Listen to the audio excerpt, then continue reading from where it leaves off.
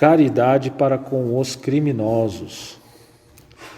A verdadeira caridade é um dos mais sublimes ensinamentos que Deus deu ao mundo. Deve existir entre os verdadeiros discípulos de sua doutrina uma fraternidade completa. Deveis amar os infelizes, os criminosos, como criaturas de Deus, às quais o perdão e a misericórdia serão concedidos, se arrependerem, como a vós mesmos, pelas faltas que cometeis contra a sua lei.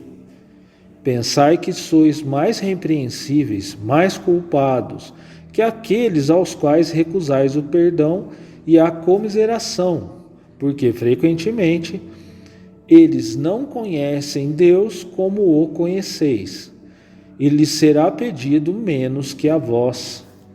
Não julgueis, não julgueis, meus caros amigos, porque o julgamento que fizerdes vos será aplicado mais severamente ainda, e tendes necessidade de indulgência para os pecados que cometeis sem cessar.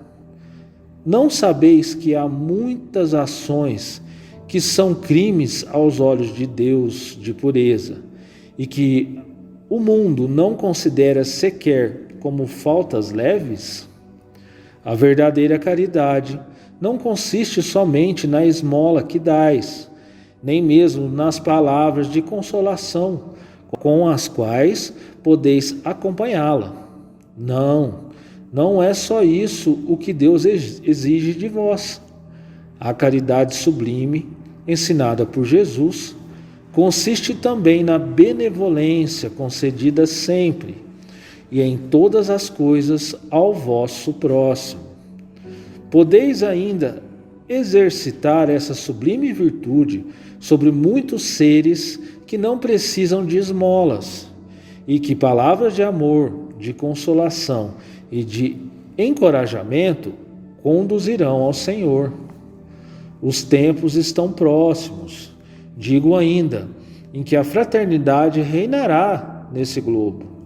A lei do Cristo é a que regerá os homens, e só ela será o freio e a esperança, e conduzirá as almas às moradas bem-aventuradas. Amai-vos, pois, como os filhos de um mesmo Pai. Não façais diferença entre os outros infelizes, porque é Deus quem quer que todos sejam iguais. Portanto, não desprezeis a ninguém.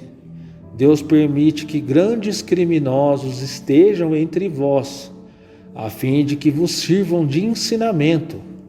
Logo, os homens forem conduzidos às verdadeiras leis de Deus, não haverá mais a necessidade desses ensinamentos, e todos os espíritos impuros e revoltados serão dispersados nos mundos inferiores, de acordo com as suas tendências. Deveis àqueles de quem falo o socorro de vossas preces, é a verdadeira caridade. Não é preciso dizer de um criminoso, é um miserável, é preciso expurgá-lo da terra. A morte que lhe inflige é muito suave para um ser dessa espécie. Não é assim que deveis falar. Olhai vosso modelo, Jesus. Que diria ele se visse esse infeliz perto de si? Lamentá-lo-ia ou consideraria como um doente, bem miserável, e lhe estenderia a mão. Não podeis fazer isso em realidade, mas pelo menos podeis orar por ele, assistir seu espírito durante alguns instantes, que deve ainda passar sobre a vossa terra. O arrependimento pode tocar-lhe o coração, se orardes com fé. Ele é o vosso próximo, como o melhor dentre os homens. Sua alma transviada e revoltada foi criada, como a vossa, para se aperfeiçoar. Ajudai-o, pois, a sair do lamaçal, e orai por ele. Elizabeth de França, Havre, 1862. Bom, então vamos lá, né? Conversar sobre esse assunto interessante aqui. Caridade para com os criminosos. Primeiro a gente tem que pensar o seguinte. Vamos lembrar de Jesus lá naquela época que eles estavam tentando direcionar ele ao erro, onde perguntaram assim para ele: Jesus, essa é Madalena, é uma mulher que tem atos contrários, ou que a lei, vamos falar assim, né, considera. Na lei está falando que ela tem que ser apedrejada, porque ela é uma adúltera, ela é uma mulher que cometeu erros. O que você me diz então? Aí Jesus pensa um pouquinho, escreve na areia, né?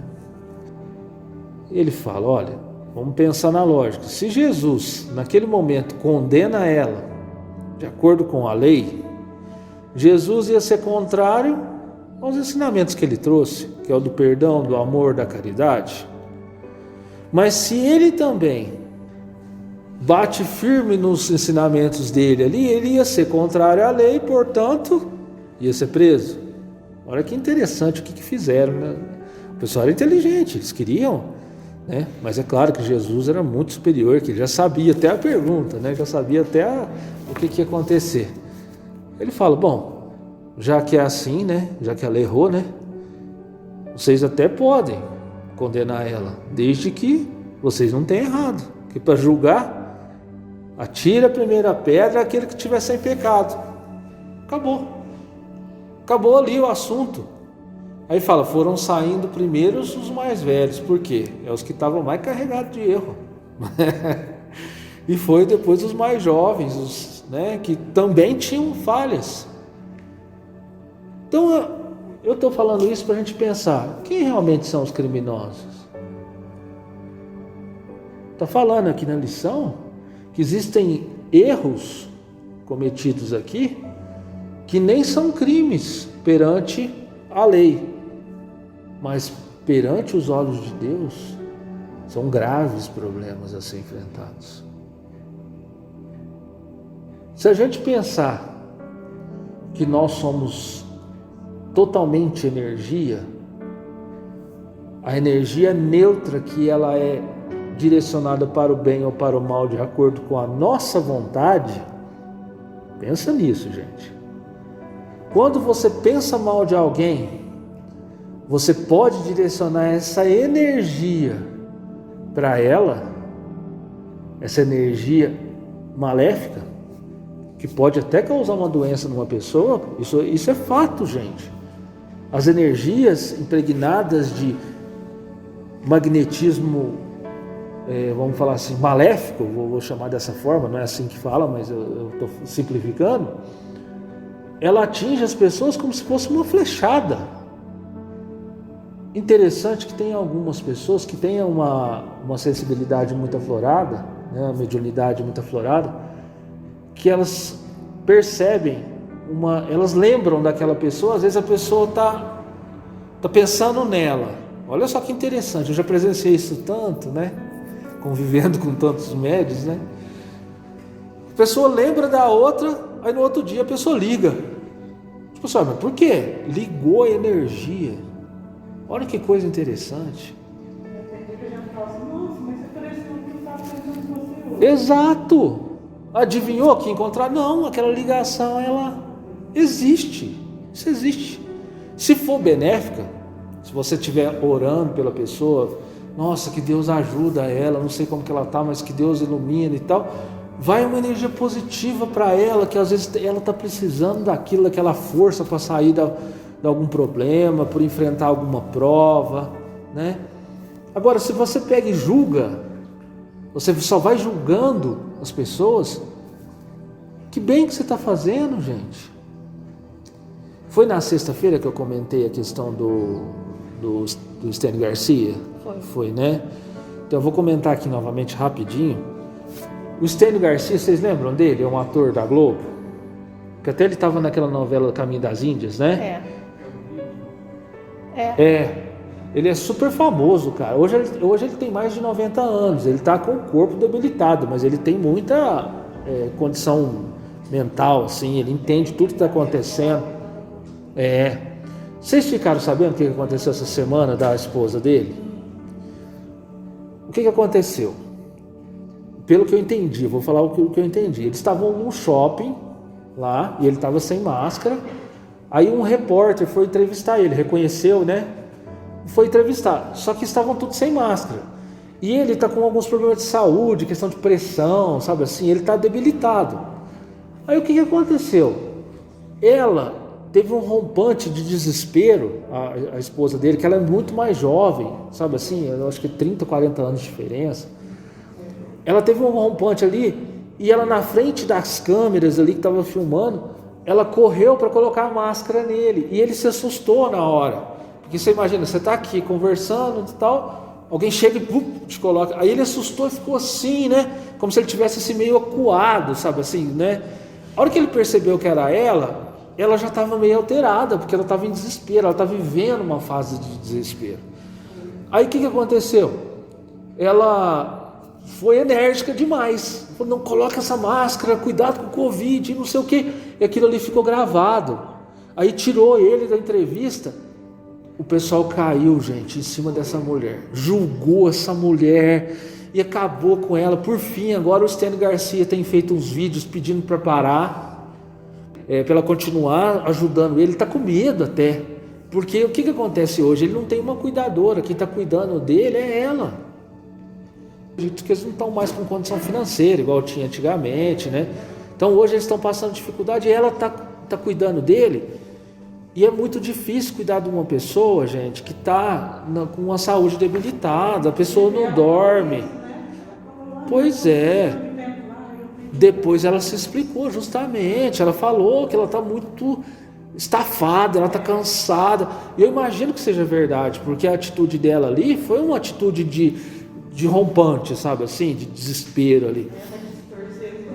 Gente, como assim? Eu fico pensando quanto que a gente é errado julgar esse tipo de coisa. A gente estava comentando isso na sexta-feira aqui. Gente, ela é uma pessoa, ela está passando por dificuldade. Por que as pessoas julgam? É o que nós estávamos falando. Em vez de julgar, né, criticar, condenar, acabar com a pessoa, não doa R$1. R$1. Porque os vídeos têm 100 mil, 200 mil, 300 mil visualizações. Se cada um que viu ali e criticou e não sei o que doa R$1, já dá para pagar a cuidadora para aliviar essa mulher um pouquinho, para ela descansar, gente. Por que a gente não se une? O ser humano, quando eu falo gente, é nós, os humanos. Nós somos, sabe assim, parece que a gente fica buscando os defeitos do outro para cutucar, para não olhar para dentro de nós. Porque quando a gente olha para dentro de nós, a gente enxerga os erros, né? Enxerga que os crimes, igual está falando aqui, os criminosos, né? Quer dizer que nós não somos criminosos, a gente não comete nenhum erro. Nós somos pessoas perfeitas. Então por que nós estamos fazendo aqui? Era para a gente estar no céu, no paraíso, no mundo superior, onde quer que seja. O Papa Francisco fez um comentário. Ele falou assim, ele quis dizer assim, eu entendi dessa forma. Gente, Deus, o Deus genérico, o Deus do ar, o Deus como se fosse uma coisa inatingível, não existe. Só que ele quis dizer assim, o Deus do ar, ele falou assim, o Deus do ar não existe. Gente do céu, mas cair em cima desse homem, que está falando assim, gente do céu, quer dizer que o Papa falou que Deus não existe? E mandaram bala no Papa. Mas o Papa falou, olha, eles cortam, né, no meio a palavra, para não dar um ensinamento, só para causar conflito, né? Aí, só que o Papa fala assim depois, eu entendi muito bem o que ele quis dizer, aquele Deus assim, gente, Deus me ajuda, que não sei o que, quer dizer, e a gente não procura seguir os ensinamentos que Deus mandou para nós através de Jesus, só pede, né, um Deus do ar, um Deus assim, vocês estão entendendo? Deus me ajuda a passar na prova, mas eu não estudei. Um Deus da boca para fora, né? Sabe assim? Ele quis dizer isso, esse Deus não existe mesmo. Aí ele fala, o Deus que existe na crença católica é o Pai, o Filho e o Espírito Santo. Ou seja, é uma coisa palpável, concreta, é um Deus que trouxe um ensinamento, que se a gente seguir, a gente vai conseguir ser feliz. Ele não falou nada de errado, gente. Só que a nossa interpretação humana quer distorcer justamente para julgar e falar que o cara está errado. Eu não compartilho da crença dele, não tenho a mesma afinidade com a religião católica, mas ele não falou nada de errado, gente, na minha opinião. Resumindo, quando a gente julga demais, quando a gente condena, que é o que a lição está mostrando para nós, a gente não evolui.